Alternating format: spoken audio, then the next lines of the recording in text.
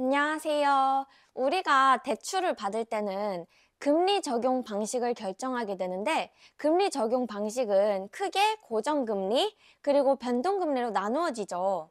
잠시 흥미로운 영어 표현들도 알아볼 건데요.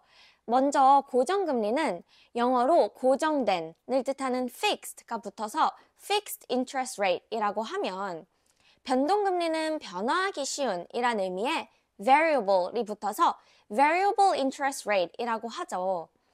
근데 흥미롭게도 변동금리를 뜻하는 또 다른 영어 표현이 있다고 하는데요.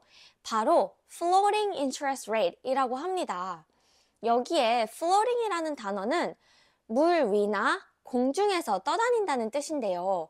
물체가 물 위 혹은 공중에서 떠다니면서 특정 위치에 고정되지 않는 모습에 빗대어서 변동금리를 floating interest rate이라고 말하는 것이라고 합니다. 변동금리란 간단히 말해서 기준금리가 변할 때마다 변하는 금리인데요. 여기서 기준금리란 한국은행이 발표하는 정책금리이자 금융기관이 한국은행과 거래할 때 기준이 되는 금리이기도 하죠. 한국은행이 기준금리를 발표하면 시중은행을 포함한 금융기관들이 이를 기준으로 각자의 금리를 정하기 때문에 기준금리가 변하게 되면 변동금리도 변하게 되겠죠. 고정금리는 전 영상에서 우리가 고정금리를 공부했듯이 대출 기간 동안 약정한 금리가 일정한 수준으로 고정된 경우를 뜻하죠.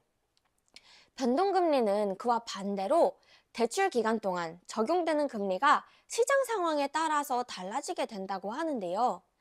시장의 기준금리에 따라서 조정되게 된다고 합니다. 그래서 앞으로 금리가 내려갈 것 같다 하면은 변동금리로 대출을 받는 게 유리하고, 앞으로 금리가 올라갈 것 같다 하면은 고정금리로 대출을 받는 것이 유리하겠죠. 즉, 시장금리 인상기에는 고정금리 대출이, 시장금리 인하기에는 변동금리 대출이 유리하다는 것이겠죠. 또 일반적으로 3년을 기준으로 3년 이하의 단기 대출이면 변동금리 대출이 유리할 수 있고, 3년 이상의 장기 대출이면 향후 시장의 금리 변동의 불확실성에 크게 노출이 되기 때문에 고정금리로 대출을 받는 것이 유리하다고 합니다. 그리고 우리가 대출 초기 금리도 잠시 짚어보아야 하는데요. 고정금리는 대출 후 금리가 크게 상승했을 때 유리하지만, 대출 초기 금리가 변동금리보다 1% 이상 높다고 합니다. 반면에 변동금리는 대출 초기 금리가 고정금리보다 1% 이상 낮지만, 대출 후 금리가 크게 상승했을 때는 고정금리보다 불리하겠죠. 결론적으로는 우리가 변동금리와 고정금리 중에 무엇이 좋을지 결정할 때는 향후 금리가 상승할지 하락할지를 예측하는 것이 가장 중요한 요인이겠죠. 이렇게 오늘은 변동금리를 알아보았는데요. 저는 특히 영어 표현이 흥미로웠거든요.